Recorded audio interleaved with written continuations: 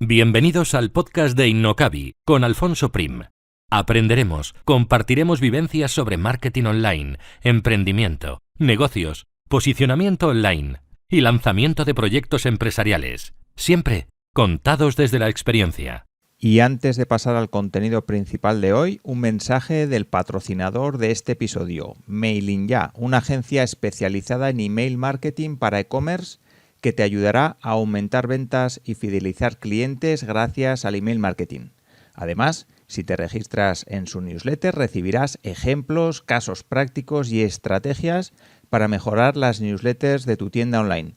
Mailing.ya.com para diseñar, gestionar y delegar el email marketing de tu e-commerce. En las notas de este programa encontrarás el link para poder acceder a su web y registrarte en su newsletter. Y ahora sí que ya pasamos al contenido de hoy. Un saludo.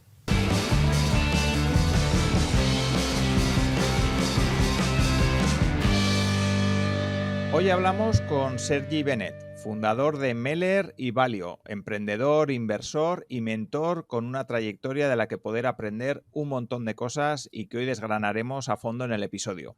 Sergi empezó en el mundo del emprendimiento en un proyecto llamado Momentum Project, que consistía en ayudar a emprendedores con una fuerte vertiente social a captar financiación, y después pasó a crear su propio negocio, Meller, una empresa nativa digital donde venden gafas. Posteriormente le interesó el mundo de la inversión y fundó Valio. Así que con Sergi hablaremos de cómo empezar a emprender, de cómo lanzar y hacer crecer una empresa digital, de invertir en diferentes activos y mucho más, que estoy seguro que te darán un montón de ideas para aplicar a tu negocio. Así que saludo ya a mi invitado de hoy. Hola Sergi, muchísimas gracias por estar aquí. Hola Alfonso, un placer. Vale, bueno, lo que decíamos antes, que siempre que entrevisto a alguna persona a la que sigo en su podcast y a la que conozco por lo menos de oídas, se me hace raro escucharle la voz aquí delante. Así que nada. Además el nuestro es solo audio, o sea que Sí. salir la cara no suele pasar. Pero eso, un placer. Si te parece, Sergi, cuéntanos brevemente quién eres y luego ya entramos un poquito más en detalle en los diferentes proyectos y un poco en tu trayectoria profesional, que creo que es muy interesante. Pero eso, danos unas pinceladas breves de quién eres. Vale, pues nada, soy emprendedor de Barcelona. Sí que es un tema que fue muy vocacional, o sea, desde pequeño en casa mis padres eran emprendedores, lo viví siempre y siempre quise emprender. Entonces ya de pequeño hice mis pinitos probando con amigos, haciendo alguna aventurilla y nada, no fue hasta 2013 que nos pusimos un poco más en serio con mis socios y arrancamos Meller. Entonces, Meller tiene ya pues casi 9 años y después de 7 liderando el proyecto junto a mis otros socios, lancé Valio junto a otros socios. Entonces, bueno, emprendedor, resumiendo. Vale.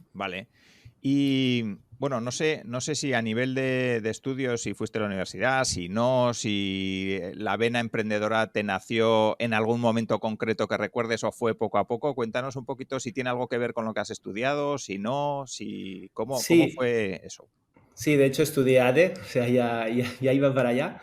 Y lo que te comentaba, o sea, lo vi mucho en casa, lo viví en casa y de hecho a menudo hablo de que en casa no eran empresarios, sino que eran emprendedores y yo lo entiendo diferente en cuanto a un poco la incertidumbre y el montar nuevos negocios, el moverse rápido, espabilarse. En casa no tenían empresas de muchísimos trabajadores y una estabilidad, sino que iban lanzando negocios. Y bueno, parece que de momento estoy siguiendo un poco los pasos que vi en casa. Vale. En cuanto a tu trayectoria emprendedora, bueno, dices que el primer proyecto serio fue Meller, pero eso, yo comentaba antes en la intro que sí que participaste por lo menos en otro proyecto anterior. No sé si quieres contarnos un poquito ese otro proyecto y luego ya pasamos a Meller, ¿cómo fue? Sí, a ver, antes de empezar con Meller, hubo varios proyectos, o sea, hablamos de quizá la primera inversión real fue con 15 años, que queríamos liberar móviles, o sea, era la época en la que todos los móviles eran de alguna compañía y con un amigo quisimos liberar móviles, entonces había unas tarjetas que las ponías en la SIM y se podía liberar el móvil. Entonces invertimos 500 euros. Ahora no recuerdo si fue entre los dos para comprar las tarjetas o 500 euros cada uno, que al final eran los ahorros que consigues cuando estás pues con, yo qué sé, tus abuelos o el cumpleaños o lo que sea. Y no salió. No salió porque no sé si porque no supimos conseguir configurarlo o porque nos estafaron, no lo sé, pero no salió. Y bueno, luego durante la universidad sí que monté algunos proyectos también con algún amigo o incluso con alguna expareja a nivel de un tema de seguros, que ganamos algún premio, o sea, participamos ya en eventos de emprendeduría y de startups. Y luego lo que comentabas de Momentum Project, esto sí que era un proyecto que era de la universidad, o sea, era de ESADE con PricewaterhouseCoopers y BBVA. Entonces lo que hacías era acompañar a otros emprendedores. Al final, nosotros en ESADE lo que aprendíamos sobre todo era la teoría, ¿vale? Entonces, cómo hacer un modelo de negocio, cómo hacer planes financieros, y lo que hacíamos era acompañar a emprendedores sociales en la parte teórica. O sea, ayer ellos estaban en la parte práctica lanzando negocios y nosotros les ayudábamos con la parte teórica y los números para poder presentar a un foro donde levantar capital. Y ahí fue también un primer contacto con emprendedores reales que les estaba funcionando, que tenían negocios. Y después de eso nos fuimos a Kuala Lumpur con mis socios de Meller, a una incubadora de startups. Y ahí un poco lo mismo, o sea, en la incubadora quizá éramos 30 personas, 30 era gente de Europa, de Estados Unidos, de Canadá, y ahí lo que hacíamos era montar proyectos. Entonces, de esas 30 personas quizá había, en el momento en que entramos, 12 proyectos activos, todos muy desde abajo, o sea, al barro. Entonces, ahí podías probar cualquier cosa, o sea, tú podías presentar tu proyecto, en plan, oye, tengo una idea y me gustaría lanzarlo. Entonces, si les encajaba, ponían recursos en cuanto a networking, te ponían pues otra gente del equipo que estaba ahí trabajando y lo único que no ponían era dinero propio, o sea, te tenías que espabilar y buscar la vida. Incluso ahí en Kuala Lumpur podías presentarte a eventos para pitchear y para levantar capital.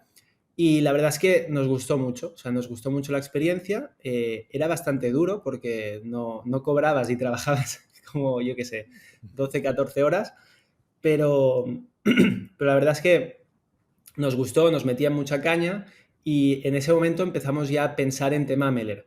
O sea que realmente Meller nació en Kuala Lumpur a nivel de idea, pero ya montamos la sociedad en Barcelona. Vale. ¿Por qué Kuala Lumpur? ¿Por qué Kuala Lumpur? O sea, Bueno, no había nada más cercano. nos gustaba movernos. No, era por el choque cultural. También fue de manera un poco reactiva, ¿eh? O sea, nosotros estábamos buscando, fue justo al salir de la universidad, a mí había una empresa que me gustaba mucho, que era Rocket Internet, que no sé si la conoces, pero normalmente replicaba modelos de negocio que funcionaban en países occidentales y los llevaba a gas, o sea, muy, muy, muy rápido, lo más rápido posible y con muchos recursos a países emergentes, ¿vale? Entonces, pues cogían algo que funcionaba en Alemania o en Estados Unidos y lo llevaban a África o a Asia. Y me gustaba mucho esta empresa. Entonces, apliqué para entrar y en el proceso de selección fue muy curioso porque una de las entrevistas que hice, el que me entrevistaba me habló fatal de la empresa. Me dijo que estaba harto, que no me metiera ahí, que no sé, quizá tenía un mal día y me dijo, me habló mal de la empresa por dentro, me dijo que el ambiente era tóxico y que viendo mi perfil bastante emprendedor, me recomendó que hablara con un canadiense que estaba en Kuala Lumpur, que estaba montando esto, una incubadora de empresas como desde cero y que me recomendaría porque le estaba yendo bien y que creía que me podía encajar. Entonces, pues muy agradecido porque la verdad es que nos gustó mucho y hicimos esto. O sea, hablé con el canadiense que estaba un poco loco y nos metimos en esa incubadora en Kuala Lumpur. Me llevé a mis socios, les convencí de decir, oye, me ha salido esto, hablo también con el canadiense para ver si os puede entrevistar y tal, y nos vamos para allá, si os apuntáis. Y eso hicimos, nos fuimos para Kuala Lumpur bastante rápido. Al final a ellos les da un poco igual porque no te pagan nada, o sea que para Ya. ellos es recursos gratis. O sea, ¿y lo que hacíais allá era ayudar a otros emprendedores o también generar ideas propias vuestras y ponerlas en También marcha? propias, sí, sí. De hecho, Meller nosotros lo presentamos ahí. O sea, dijimos, oye, vemos una oportunidad. Esto era cuando lo presentamos por primera vez, 2013, finales de 2013. Y en ese momento no había marcas que hicieran tanto push en redes sociales. Instagram todavía no lo había comprado Facebook, no había ads, no había anuncios en Instagram. Y entonces lo presentamos y nos dijeron, uff, no. O sea, montar una marca que es verdad, en ese momento se entendía como algo muy caro, o sea, muy intensivo en capital, o sea, muchísimo marketing, muchísimo branding, muchísima inversión en publi y claro, ellos que realmente eran como negocios muy desde cero con los recursos que tenemos, eso no les encajó porque pensaban, hostia, aquí vais a necesitar mucho dinero y aquí no tenemos mucho dinero. Entonces no lo vieron, a nosotros nos encantó y en ese momento vimos una oportunidad de negocio porque haciendo lo que sabíamos hacer, que era dibujar Excel y hacer business plan y tal, nos encajaba porque era un momento en que solo había gafas de sol caras, y por caras me refiero a por encima de 100 euros, y claro, pues no entendíamos de decir, oye, ¿cómo puede ser que, entre comillas, trozos de plástico que no tienen mucha complicación te cuesten 100, 150, 200, 300 euros? Y en ese momento ya había móviles, smartphones, que te podías encontrar smartphones por 150 euros. Dices, ¿cómo puede ser que esta tecnología valga lo mismo que unas gafas de sol? Entonces investigamos un poco, vimos que había una especie de monopolio, oligopolio, empresas muy, muy, muy grandes que controlaban casi todas las marcas que había. Entonces, de hecho, vimos incluso alguna entrevista en que uno de los fundadores decía, ¿por qué ponemos estos precios? Pues porque se pagan, porque no hay nadie más y podemos vender a estos precios. Y vimos que había mucho margen y sacando un producto a un precio 3 veces inferior, seguíamos teniendo buen margen como negocio. Y dijimos, pues aquí que vamos. Y desde Kuala Lumpur, paralelamente, mientras estábamos trabajando ahí con otros proyectos, empezamos ya a buscar proveedores, empezamos ya a hacer un poco los diseños de las gafas de sol y así salió.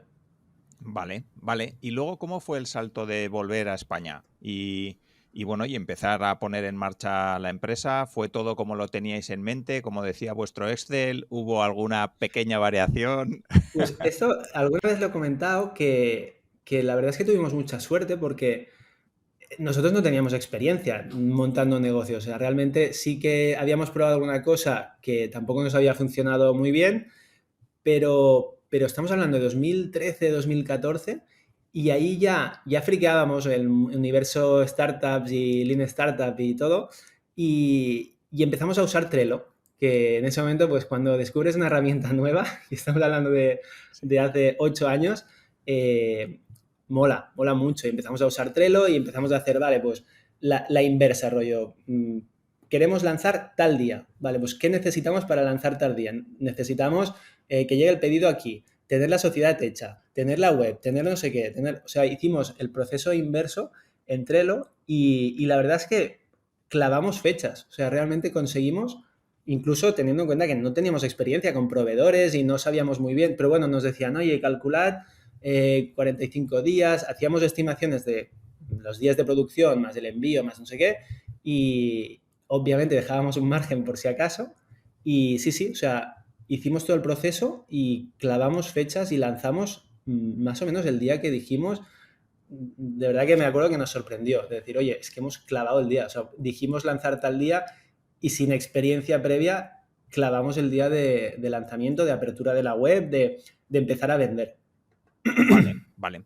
Seguramente que hay alguna persona que nos está escuchando que está diciendo, venga, a ver, vamos a ver. O sea, estáis 2, 3, 4 frikis ahí de las gafas que decís, venga, vamos a lanzar un negocio, pero claro, surgen un montón de incógnitas. ¿Dónde compramos las gafas? No sé si, bueno, has dicho que estuvisteis mirando proveedores en Kuala Lumpur. Sí. Eh, Donde más incertidumbre hubo y donde más sufrimos fue con los proveedores porque nos transmitieron muy poca seguridad. O sea, ya nos habían hablado de que en Asia te la pueden colar, estamos hablando de hace bastante tiempo, y ya lo vimos, o sea, ya notamos cosas, es decir, ostras, realmente vamos a mandar dinero a esta gente que no conocemos de nada.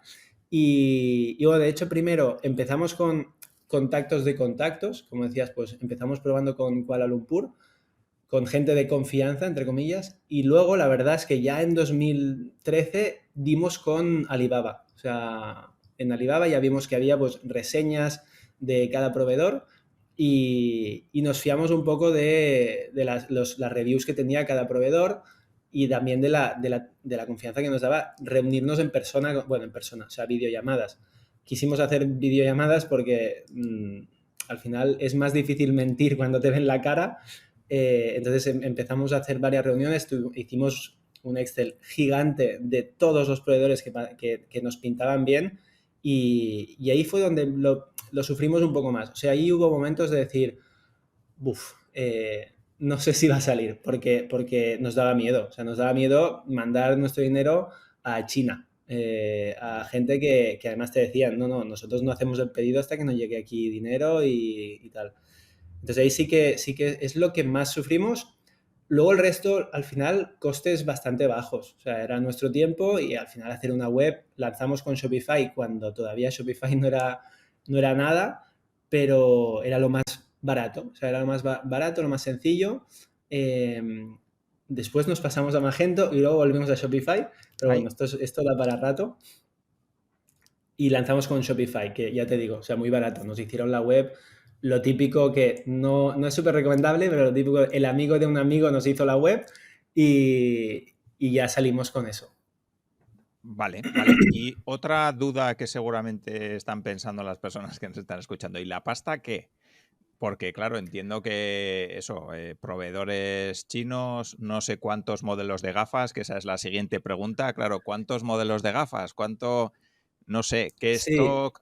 Tampoco hace falta el dato concreto del stock, pero sí que de entrada, ¿no? Parece un poco complicado esa parte. hicimos modelo Lean, o sea, lo mínimo, mínimo, mínimo, y lanzamos literalmente un producto, o sea, solo una gafa con diferentes colores.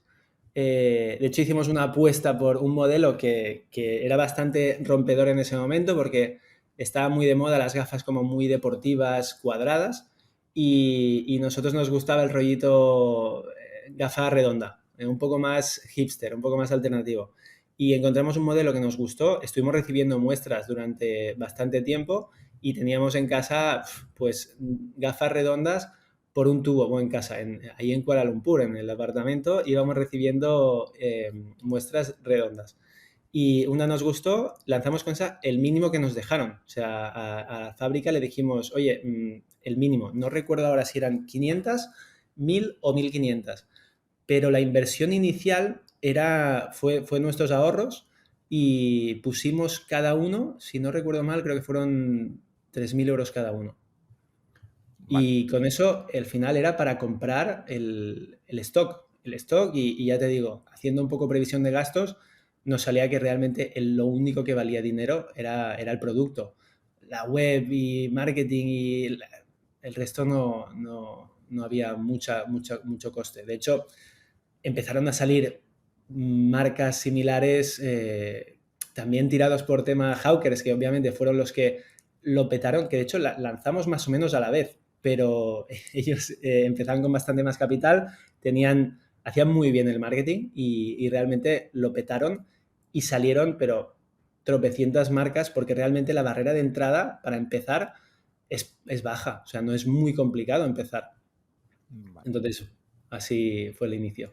Vale, ahora entramos en la parte de marketing, que también es interesante, pero sí que me gustaría, bueno, o si no entramos ya, sí, porque tú Ujú. te planteas, vale, he comprado mi primer stock, tengo la web, tengo las gafas aquí. Bueno, ¿sabíais algo de gafas alguien o no? O sin más, ¿os pareció que era un No, buen negocio y ya está?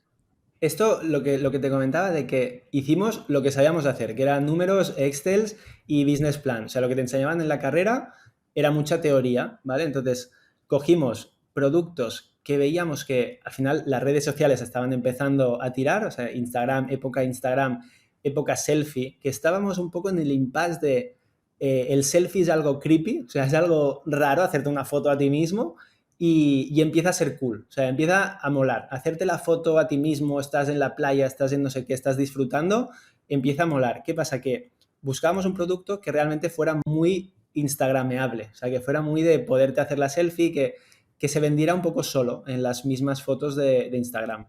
Y viendo la pata negocio, la teoría, business plan, Excel y lo que se podía vender muy bien en Instagram, también buscábamos algo que fuera unisex, algo que fuera pequeño para el tema de envíos, el coste en cuanto a volumen y en cuanto a peso. Entonces, teníamos una serie de productos que nos encajaban y cogimos lo que vimos, más margen, el combo del más margen y más instagrameable. Y esto salió las gafas de sol. Vale, o sea, la decisión de gafas de sol fue por ahí. Y en cuanto a marketing que has preguntado, sí. pues nosotros al principio empezábamos pensando eso, sobre todo la parte orgánica de Instagram. Pensábamos, oye, se las mandamos a influencers, a gente con muchos seguidores de tal, que estábamos haciendo ya una lista de a quién conoces, el amigo de tal, que es amigo de no sé cuál, y teníamos un listado de gente que podía encajarle y nosotros pensábamos en esta parte orgánica. Lo que descubrimos luego, a pesar de que todo el mundo nos decía que no, fue Facebook, o sea, fue Facebook Ads, que en ese momento, pues, obviamente nosotros no teníamos muchísima experiencia en eso y lo que hicimos fue hablar con agencias de marketing. Tenemos este producto, queremos venderlo y nos decían Google Ads, SEO, lo típico que se venía haciendo. Y claro, nosotros no lo teníamos claro, pero empezamos creo que nos llamaron de propio Facebook, o no sé si empezamos ya nosotros a poner el mínimo rollo 5 euros al día o 1 euro al día o lo que sea. Y recuerdo que nos llamaron del programa, un programa que había no me acuerdo del nombre, pero te decían que para poder estar en el programa, me acuerdo perfectamente que el mínimo era poner 40 euros al día. Entonces, para nosotros, 40 euros al día era una salvajada. O sea, era mucho dinero para meter en Facebook, que además todo el mundo te recomendaba que Facebook no tiraba. O sea, ahí tenías que hacer SEO y Google Ads. Y nos lanzamos, lo probamos, lo vimos como una oportunidad y pusimos 40 euros y sacamos ese mismo día casi 80. Y hostia, ¿qué ha pasado? Mantenemos la inversión, 40 euros y seguimos, 80, 100, 120. O sea, mantenemos la inversión y va creciendo lo que facturamos. Hasta el punto que decimos, vamos a probar de meter, joder, al final estábamos generando más dinero y pensamos en poner más dinero. Y hubo una época que íbamos metiendo cada vez más y es que la curva era lineal. O sea, íbamos metiendo más dinero y literalmente vendíamos exactamente lo mismo o sea, el multiplicador era idéntico. Y, hostia, vimos ahí una oportunidad brutal. Pensábamos que habíamos descubierto una mina de oro y la verdad es que fue así durante bastante tiempo. Empezamos a aumentar la inversión y iba aumentando la facturación. Y de hecho, nuestro principal problema durante bastante tiempo era el stock. O sea, nos quedábamos sin stock porque tardaba 45 días o incluso más y nos íbamos quedando siempre sin stock. Entonces íbamos siempre pidiendo stock a muerte hasta que al final pedimos un préstamo que avalamos nosotros, que siempre que se pueda es mejor evitar avalar, pero en los inicios normalmente no te dejan, o sea, no tienes nada no puedes demostrar nada, entonces sí que avalamos nosotros, pedimos un préstamo de 25.000 euros, el único banco que nos lo dio, o sea, todos nos dijeron que no, ni avalando, y el único que nos lo dio fue BBVA, hablando nosotros, y con eso hicimos un pedido y ya desde ese momento era en plan, oye, es que a la mínima que tengamos algo de dinero, pedido, y cada vez más. Y empezamos a buscar más bancos para financiar esos pedidos que hacíamos. Hasta que conseguimos algún préstamo interesante e hicimos un all-in o sea, cogimos de golpe pedidos como para multiplicar por 10 la facturación. Y fue lo que pasó. O sea, hubo el primer año el primer medio año, o sea, arrancamos realmente el negocio arrancó en verano de 2014. Ese medio año hicimos más o menos unos 30, 40 mil euros. El siguiente año 400.000 y el siguiente año 4 millones. O sea, ahí es donde hubo el salto. Que Sí, ya te sí. digo, ahí nos la jugamos, porque realmente viniendo de facturar 400.000, sí que es verdad que vas viendo que pinta bien, o sea, la proyección es buena, pero endeudarte tanto para hacer un salto tan grande con casi casi jugando con numeritos, entre comillas, es decir, hostia, pongo aquí en Facebook, en publicidad online, publicidad digital, que además, ya te digo, era una época en la que todo el mundo nos decía que no lo hiciéramos, que estábamos locos y que por ahí no podía, nos la íbamos a pegar. Y lo hicimos igualmente, nos la jugamos y conseguimos facturar eso, o sea, 4 millones, que de hecho fue cuando sí que Meller empezó a salir en prensa y de hecho impactábamos muchísimo. O sea, yo recuerdo que había algunos momentos que no dominábamos tanto público como ahora y teníamos frecuencias de 60, 70, 80. O sea, había gente que literalmente nos decía, tío, por favor, dejadme en paz. O sea, no puedo más. Ya las tengo o no me gustan, lo que sea, pero dejadme en paz. No puedo, es que no puedo ver ni a mis amigos. O sea, solo veo vuestra publicidad. Sobre todo en Barcelona. O sea, el presupuesto se nos iba mucho a las grandes ciudades.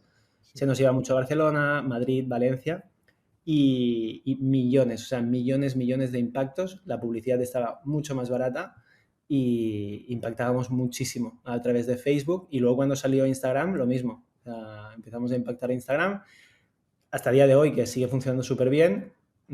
Obviamente hemos tenido altibajos, pero Meller es un negocio que va muy bien. O sea, es rentable, sigue creciendo y sigue creciendo tanto por arriba como por abajo. O sea, en facturación y en margen. Vale.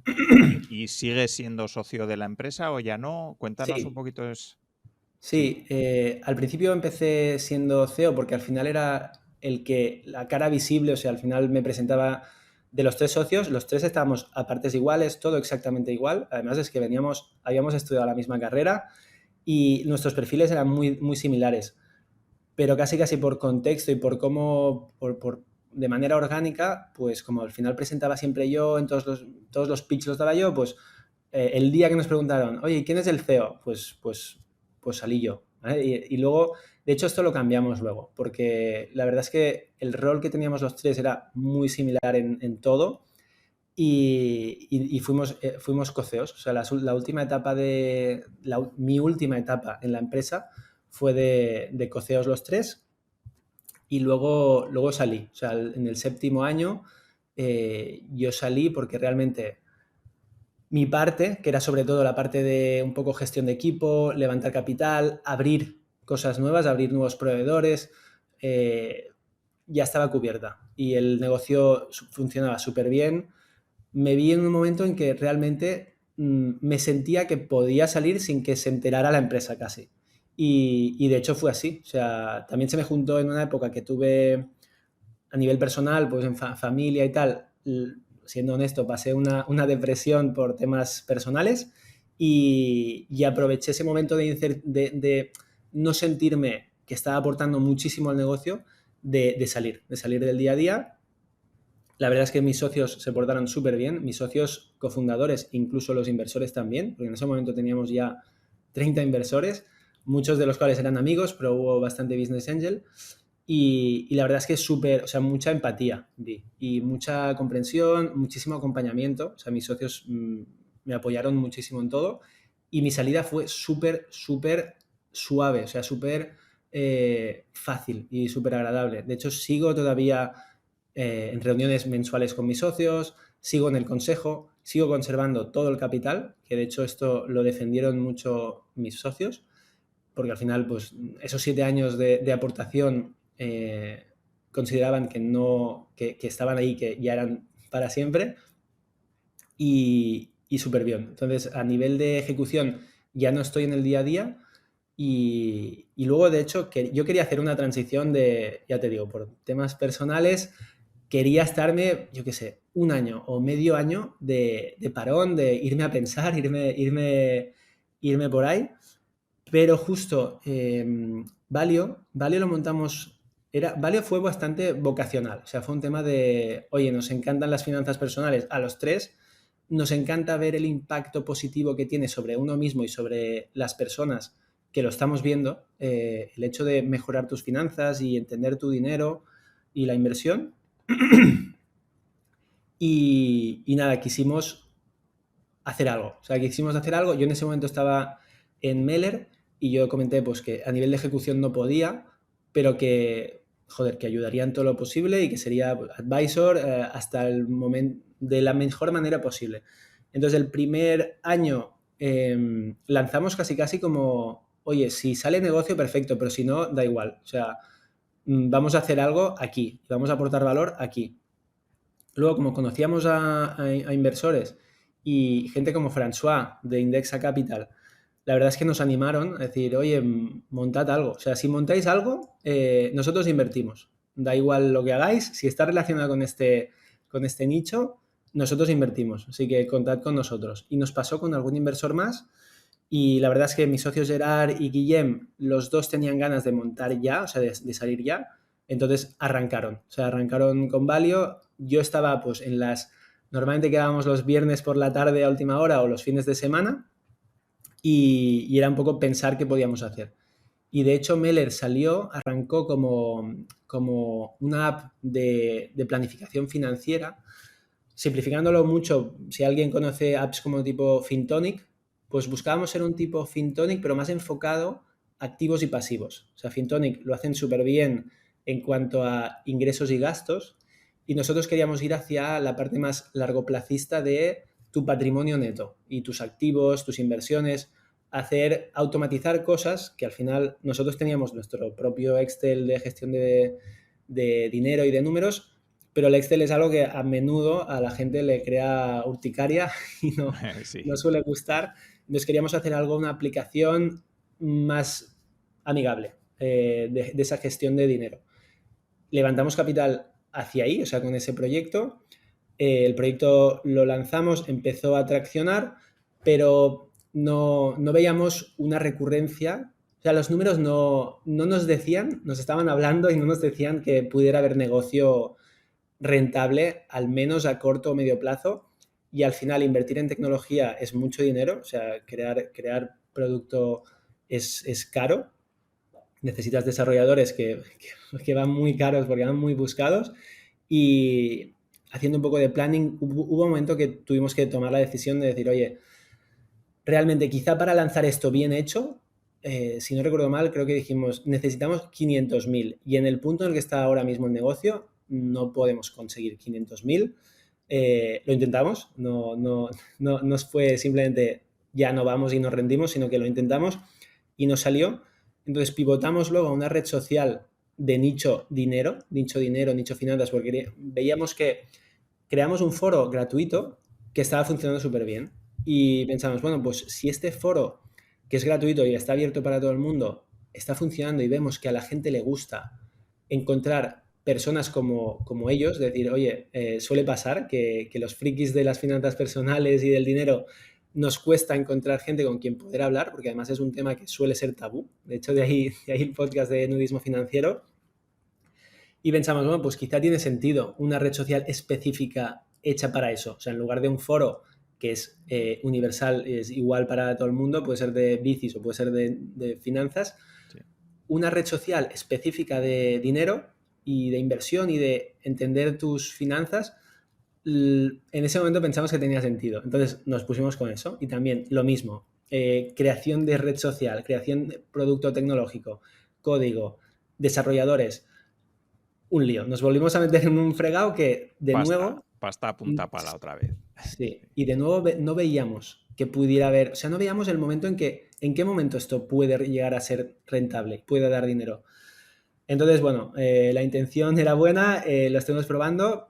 Sí que es verdad que la misión siempre ha sido la misma, o sea, ayudar en tema de finanzas personales, ayudar a mejorar tu situación financiera gracias a, en este caso, pues estamos probando con la tecnología, con red social, con un PFM, pero finalmente, de hecho, para que la gente usara esa primera aplicación de activos y pasivos y de planificación a largo plazo, tuvimos que hacer una formación. Decir, oye, como quizá hay gente que no lo entiende o que no sabe hacerlo como nos gustaría que lo hicieran, entonces pensamos, vale, pues vamos a hacer una formación para realmente sacarle partido a este producto que estamos creando.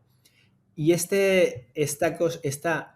formación que lanzamos casi de manera reactiva, casi de manera pasiva para otra cosa, funcionó brutal. O sea, hicimos una formación que además, como queríamos demostrar un poco que se podía monetizar, pues cobramos esa formación que era bastante intensiva y claro, en nada pues facturamos, yo qué sé, en ese momento casi sin mucho esfuerzo, facturamos 6.000 euros, creo que fueron.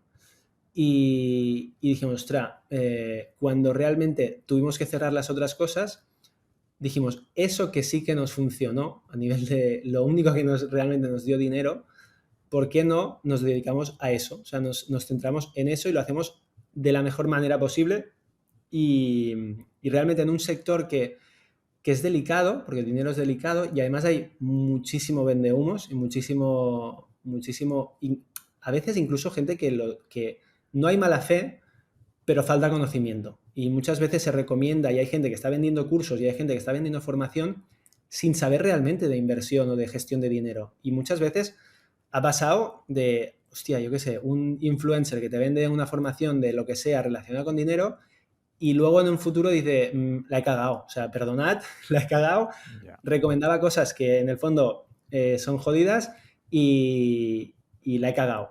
Hay gente que no va con mala fe, pero luego sí que hay los que van con mala fe. Entonces es un mercado que es bastante peligroso y es bastante difícil filtrar el contenido bueno, o sea, los formadores buenos de lo que no. Y cuando sale mal, puedes perder muchísimo dinero. O sea, estamos hablando de que infinito. O sea, realmente una formación mal hecha puede hacer que gente que tiene dinero lo pierda todo. O sea, que pierda muchísimo dinero. Ya lo hemos visto sobre todo el furor y la época cripto. Nosotros no somos anticripto. De hecho, en nuestras formaciones hablamos de ello y hablamos de que puede ser un activo más, que tiene sentido dentro de una planificación y una estructura pues adaptada a tu riesgo. Pero sí que es verdad que ha habido una época de 1000 estafas, 1000 piramidales, 1000 poncis, 1000 cosas que ha habido mucha gente que ha perdido muchísimo dinero. Y ya te digo, ha sido por mala formación, malas recomendaciones y a veces ha sido gente que no tenía mala intención, pero ha pasado. Entonces, sacamos Valio y sacamos Valio con la visión de Valio sería la de convertirnos en una plataforma para todo aquel que quiera aprender algo que tenga que ver con dinero. Filtrada. De decir, oye, nosotros filtramos a los profesores. O sea, nosotros tenemos los conocimientos suficientes como para poder filtrar y escoger a los mejores expertos. Entonces, pues Gerard es economista, Guillem y yo somos asesores financieros certificados por la EFPA y con los conocimientos que tenemos creemos que podemos filtrar. Entonces, la idea es esa, que Valio se convierta en una plataforma en la que los mejores expertos de cada área de inversión o del mundo de generar dinero incluso, te expongan sus conocimientos y entres en Valio de manera segura. Decir, oye, sé que si quiero saber algo sobre esto, aquí va a haber un profesor que me lo va a explicar y que está contrastado, o sea, que está validado y que hace las cosas bien. Entonces, esto es un poco la visión y la misión sigue siendo la misma, la de pues, mejorar la situación financiera de las personas.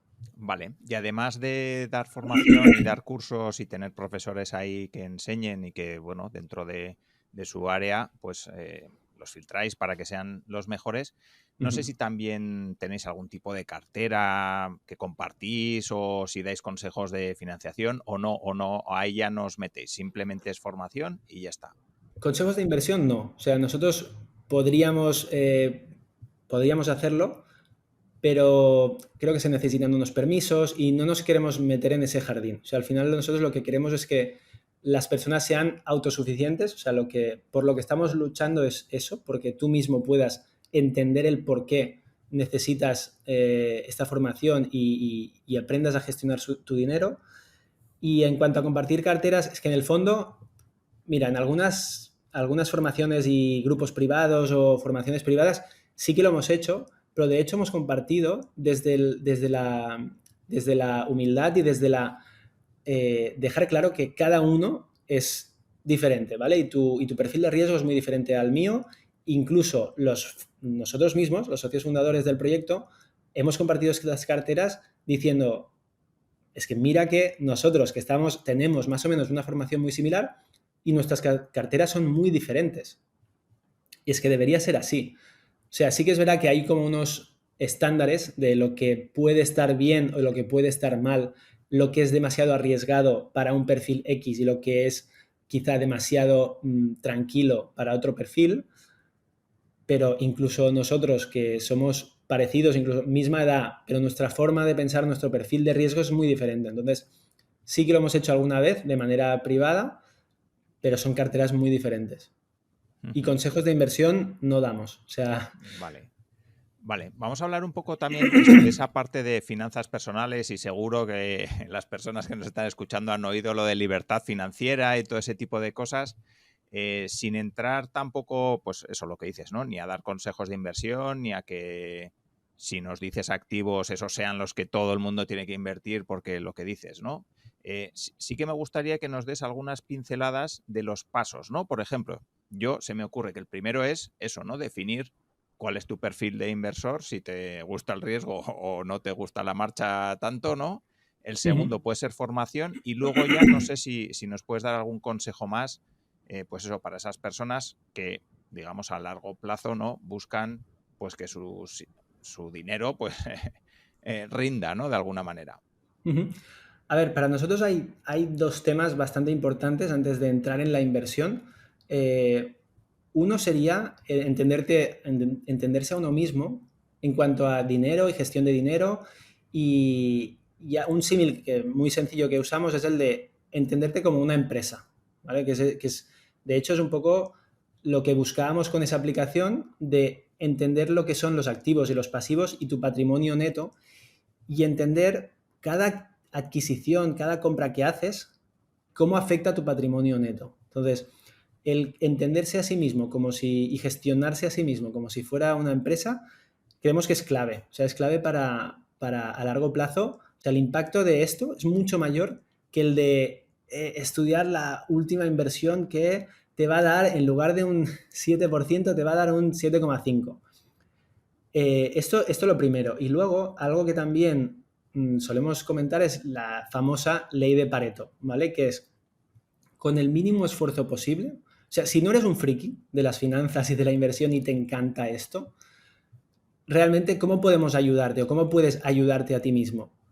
Ley de Pareto, vamos a buscar qué es lo más eficiente. O sea, con el mínimo esfuerzo posible, qué es lo que te da máximo resultado. Entonces, normalmente enfocamos todo lo que son las finanzas personales y la inversión de esta forma. Y simplificándolo mucho, ya se habla mucho en el podcast, se habla mucho en el foro. Un ejemplo muy claro de esta ley de Pareto sería indexados. O sea, te indexas al mundo y te olvidas. Y el resultado que te va a dar esta indexación, que literalmente puedes hacerla de manera automática en unos minutos y olvidarte para siempre,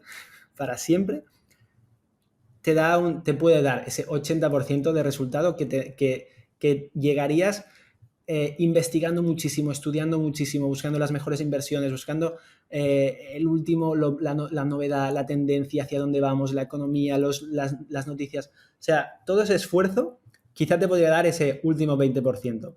Pero nosotros lo que transmitimos en Valio perdón, es esta simplificación de lo mínimo, con el mínimo esfuerzo, el máximo resultado. Entonces, estas son un poco las dos patas que más tocamos. Vale, perfecto. Sí que me gustaría también hablar un poquito de la parte de errores en base a tu experiencia, ¿no? Tanto como inversor como emprendedor, no sé. Si quieres, ya que estamos con Valio, que luego me han quedado dos preguntas pendientes de la parte de emprendedor. Si quieres, de la parte de inversión, ¿cuáles pueden ser un par de errores o tres que ves con frecuencia? Vale, a ver, bueno, mira, inversor me refiero a nivel de manejo de finanzas, sí, finanzas de personas que ves por ahí o que te hayan sí. ocurrido a ti o lo que sea. Sí, mira, justo hay una que aplica para los dos, tanto para emprender como para montar negocios, como para tus finanzas personales. Y es el no aumentar, es que es una tontería, pero es que pasa mucho. Y ya te digo, nos ha pasado también, no aumentar los gastos a medida que van aumentando los ingresos, ¿vale? O sea, tanto a nivel de finanzas personales como a nivel de negocio, cuando empiezas a ingresar mucho más, ¿qué pasa? Que automáticamente, o sea, casi instantáneo, empiezas a aumentar tus costes igual. O sea, para quedarte exactamente igual. Entonces, en Meller, por ejemplo, nos pasó. En los inicios hubo un momento que veíamos que parecía infinito, o sea, la curva era infinita, cada vez ingresábamos más y ¿qué hacíamos? Pues gastar más, no derrochar, pero sí, pues voy a fichar a una persona más, voy a invertir más marketing aquí, voy a mejorar el producto, que obviamente está bien hacerlo, pero hay que dejar un margen. Y en cuanto a finanzas personales, lo mismo. ¿Qué pasa? Cuando sueles tener un aumento, pues te cambias a un gimnasio más caro, te compras un móvil mejor, te compras un coche más caro. Y es súper común esto, de que aumentas tus gastos a la vez que aumentas tus ingresos. Esto es una tontería que simplemente dejando un decalaje de, oye, pues piénsalo antes, porque al final, si aumentas tus ingresos y aumentas tus costes a la vez, no te está sirviendo de mucho en cuanto a patrimonio neto. Por eso decía también lo de entenderse a uno mismo como si fuera una empresa e ir intentando que tu patrimonio neto aumente, porque al final si te embarcas en deudas, hipotecas y coche a plazos, ¿qué pasa? Que estás aumentando también tus pasivos y puede ser que te parezca que estás mejorando y en el fondo tu patrimonio neto o está igual o está negativo. Entonces, a nivel de error que justo aplica a empresa y finanzas personales, este sería uno. A nivel de negocio, también el fichar, o sea, al final es muy común. El equipo es clave, hacerlo muy bien y muchas veces hay una frase que me dijo un inversor que tenemos que era la de ficha muy despacio, o sea, contrata muy, muy, muy lento y despide rápido. Y obviamente no va el mensaje no es cárgate a la gente rápido, sino es que se entienda que realmente incorporar a alguien nuevo tienes que dedicarle muchísimo tiempo y es muy, muy complicado. Y en cambio, despedir, cuando empiezas a dudar y empiezas a pensar que esa persona no aporta o está incluso restando, es que ya vas tarde. O sea, esto es bastante importante y un error que cometimos bastante en los inicios. Y en relación a esto, de hecho, otro error que nos pasó mucho en Meller era intentar que una persona que no funcionaba o que incluso estaba siendo tóxica, intentar darle la vuelta o esforzarse muchísimo en conseguir cambiar, en conseguir mejorar o que esa persona volviera a alinearse con el equipo. Eso nos llevó muchísimo tiempo y vimos que no funcionaba. O sea, al final, cuando una persona ya, entre comillas, la has perdido y te está y es tóxica, lo malo es que también se lleva por delante a varios del equipo. Sí. O sea, empieza a intoxicar a varios del equipo y muchas veces intoxica a unos en cuanto a en contra del resto del equipo, en contra del equipo directivo, e intoxica a otros que ven lo que está pasando y dicen, oye, no entiendo cómo esta persona sigue aquí. O sea, ¿por qué no están actuando? O sea, los buenos se sienten mal de que esa persona siga ahí y no se esté tomando acción. Y los que están ahí con duda se contagian o sea, es muy complicado y es muy peligroso el hecho de querer mantener a una persona que es tóxica o que no está funcionando, que se puede cargar todo un equipo. Y nos ha pasado en los inicios, la verdad es que esta piedra nos la comimos más de una vez. Sí, sí, la verdad que es chungo, sí, esa parte. Hay una parte, eso, ya que hablamos de personas, una parte que se me ha quedado colgada antes es, bueno, entiendo que el equipo fundador de Valio y el de Meller son diferentes. Sí. O sea, y me llama la atención que en Meller tengáis todos un perfil más o menos parecido, y haya funcionado tan bien el equipo Ujú. fundador. Y no sé si en Valio también más o menos sois todos parecidos o en este caso ya cada uno tira un poco más o tiene diferentes cualidades. Te lo digo Sí. porque por experiencia yo monté un proyecto con 2 socios míos que eran ingenieros industriales como yo, los 3 con el mismo perfil y nos salió, vamos, aquello salió rana por todos lados.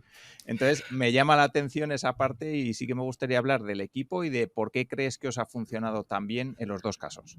Sí, de hecho, esto, a ver, la verdad es que no tengo otra experiencia, porque a nivel de hard skills, o sea, a nivel de técnico, la verdad es que tanto en Valio como en Meller, somos perfiles bastante similares y era algo que nos daba problemas a la hora de levantar capital, porque por lo que se sabe, pues no suele funcionar bien, a ti te pasó. A mí lo que hemos visto nosotros es que sí que es verdad que a nivel de técnico somos muy parecidos, pero a nivel soft skills, o sea, a nivel forma de ser, algo más intangible, a nivel inteligencia emocional o gestión de emociones, psicología, personas, somos muy, muy, muy diferentes. Y también a la hora de tomar decisiones, somos muy diferentes. O sea, sí que a nivel técnico sí, más o menos tenemos mismo background, mismos conocimientos, pero la verdad es que éramos muy diferentes en la forma de ser, en soft skills. Y es una teoría, o sea, creo que eso nos ha ido bien. No te puedo decir, no te lo puedo comparar con otra cosa porque no he visto otra cosa. Pero en nuestro caso, la verdad es que nos funcionó y creo que puede tener que ver con esto. Vale, y otra cosa que a nosotros nos falló también yo creo que es los objetivos personales que teníamos cada uno dentro del proyecto. No sé si en vuestro caso estaban todos alineados y creo que eso es una gran ventaja o Sí, si no lo sé. en Meller quizá Sí. no tanto, pero sí que queríamos, o sea, al final Meller, cuando arrancó Meller, lo que queríamos hacer realmente era montar un negocio que funcionara, ¿vale? O sea, entre comillas, el producto o el servicio no era lo principal, o sea, queríamos montar un negocio que funcionara y realmente poder vivir de ello, porque sí que habíamos montado otras cosas que no habíamos conseguido y realmente el hito, o sea, el objetivo, la máxima era, joder, ojalá poder vivir emprendiendo, ojalá poder vivir de nuestro proyecto y era esa la máxima. Entonces, en eso sí que estábamos alineados, los tres queríamos lo mismo y bueno, el producto, servicio fue ese y sí que estábamos alineados en eso. En Valio fue exagerado a nivel de propósito. O sea, al final realmente Valio nació con una misión y un propósito y fue siempre el mismo y sigue siendo el mismo. Entonces ahí sí que la alineación era absoluta en cuanto a el propósito de lo que estamos haciendo en Valio. O sea que sí, hemos estado bastante alineados. Vale. Vale, y ya para ir terminando, cuéntame un poquito de la parte del podcast. El podcast de Valio, que es uno de los que a mí me gustan más y lo suelo oír con mucha frecuencia. Cuéntanos un poquito cómo nació, por qué decidisteis lanzar un podcast y no, yo que sé, un canal en YouTube o cualquier otra cosa. Pues mira, nació de manera bastante orgánica. O sea, en ese foro, o sea, al final, lo que te comentaba antes, muchas veces cuesta encontrar frikis como tú. En el mundo de las finanzas personales, la inversión, el dinero, hay veces que lo quieres hablar con amigos y tal y ya te tachan de pesetero, capitalista, lo que sea, ¿vale? Entonces, cuando encuentras a alguien con el que poder hablar de finanzas personales y de inversión y de dinero de manera normal, como quien habla de deporte, da gusto. O sea, es un gustazo decir, ostras, pues me apetece más quedar con esta persona porque me lo paso bien y disfruto hablando de este tema sin que me juzguen. Entonces, ¿qué pasa? Que nosotros entendimos esto y dijimos, pues vamos a abrir un foro para que la gente pueda hablar del tema. O sea, el foro ya fue en plan enfocado a encontrar gente como tú, para poder hablar de dinero. Y en el propio foro empezó a hacerse algo muy curioso, que es esto, el nudismo financiero. La gente llegaba y abría sus números. En ese momento, pues muchas veces gracias al anonimato, pues la gente decía, oye, tengo tanto dinero en el banco, tanto dinero invertido en estas acciones, en esta empresa, en este fondo, en tal. ¿Cómo lo veis? Me estoy planteando hacer este cambio y hacer este movimiento. ¿Qué os parece? O sea, simplemente buscaban opinión de gente que le interesa este mundillo y que muchas veces pues, te encuentras a alguien que sabe mucho más que tú, querían saber las opiniones. Y empezó a hacerse mucho esto, de que la gente compartía su dinero, su cartera. Y ahí nació lo que se acabó llamando nudismo financiero. Y hubo un momento que fue bestia, porque es que había varios al día de gente que hacía eso. Entonces, pues viendo lo que gustaba eso, simplemente buscamos otro canal más para poder hacer eso. Y empezó anónimo también. O sea, el podcast de nudismo financiero, viendo que la gente, mm, si no era anónimamente, no costaba mucho más conseguir hablar de dinero, pues arrancó anónimo. Y el podcast era para poder hablar de tu dinero y la gente compartía, pues eso, lo mismo que hacían en el foro, pero lo hacían en audio, en formato podcast. Y gustó. O sea, realmente los primeros ya empezaron a gustar mucho, era algo diferente, era algo original, entonces empezaron a compartir bastante. Y bueno, cuando hablábamos con otros podcasters y gente que estaba metida, nos decían, hostia, tenéis muy buenas métricas para ser los inicios, o sea, habéis encontrado algún filón, porque esto no es lo habitual empezar, perdón, no es lo habitual empezar ya con episodios que al cabo de un tiempo te llegan a 1000 o 2000 descargas, que ya te digo, o sea, estábamos empezando y ha funcionado espectacular. O sea, también lo estamos enfocando mucho a, o sea, evitar muchísimo el show off, o sea, el fardar. No, el podcast no es de hablar de el muchísimo dinero que tienes y lo bien que lo has hecho y lo guay que eres, sino entender lo que hay detrás de ese dinero, de esas decisiones, en qué momento, o sea, cuando tomas una decisión, cómo está tu situación financiera, cómo afecta después esa decisión a tu patrimonio, a tus finanzas y bueno, aprender también de los errores, que al final es de lo que más se suele aprender y se habla mucho de esas cagadas, de decir, oye, pues mira, me metí en esto, perdí mucho dinero, no lo hagáis. Sí. Y cada uno, pues según su perfil. Entonces salió así y la verdad es que está funcionando súper bien. Sí. Sí, sí, la verdad es que, bueno, desde aquí 100% recomendable y a todas las personas que nos están escuchando yo lo recomiendo porque a mí, ya te digo, es uno de los podcasts que más me gusta y que con más frecuentemente escucho. Así que enhorabuena por ese trabajo también. Qué guay, muchas gracias. Nada, Sergi, y ya para terminar, algo que sí que pregunto a todas las personas que vienen, porque de hecho así está creciendo mi biblioteca a pasos agigantados, es que nos recomiendes algún libro, algún blog, algún podcast, una serie de Netflix, lo que tú consideres que puede ser interesante y por la razón que tú quieras. Vale. Pues mira, justo acabo de ver en la librería uno que me gusta mucho, Factfulness, que en español no sé cómo se llama, pero habla de datos, supongo que lo conocerá la gente, pero habla de datos positivos, o sea, datos optimistas, porque sí que es verdad que en general solo vemos las noticias y twitters y tal, y parece que el mundo se está yendo a la mierda y que está cada vez todo peor, y Factfulness es un libro que además mola porque es muy visual, o sea, es mucho de gráficas y te enseña que no, que el mundo está mejorando en muchísimos aspectos. El más clave es, o sea, el más claro que se me quedó grabado, pues la pobreza. O sea, realmente cada vez, a pesar de que parezca lo contrario, cada vez hay menos gente que está en extrema pobreza y que en general la sociedad está mejorando. Uno, también me gustaría mencionar uno que me flipó en su día y que si alguien quiere montar una marca muy recomendable, que es el del fundador de Nike, en inglés se llama Shoe Dog, de Phil Knight. Y otro también que lo estoy viendo ahora, el de liderazgo creativo, de Robert Iger, el el CEO actual de Disney. Sí. Vale, vale, pues perfecto. Pues aquí los he anotado y aparecerán en las notas del programa. Y ahora sí que ya las personas que quieran saber más de ti, que quieran contactaros, que quieran entrar en Valio, que quieran comprarse unas gafas chulas, ¿dónde os pueden encontrar? A ver, mi perfil suelo estar bastante por LinkedIn y Twitter, y simplemente mi nombre, Sergi Benet. Y luego, pues gafas Meller con 2 L's y finanzas personales, inversión, Valio con B de Barcelona.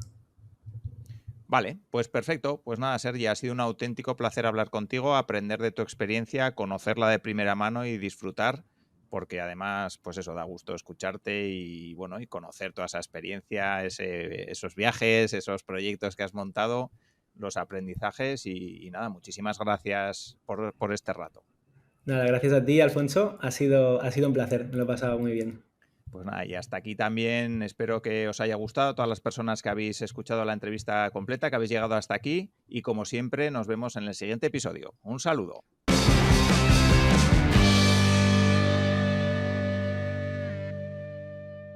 Muchas gracias por haber llegado hasta aquí. Espero que este episodio te haya gustado y sobre todo que te aporte herramientas, estrategias y casos prácticos para poder aplicar a tu negocio o a tu idea de negocio.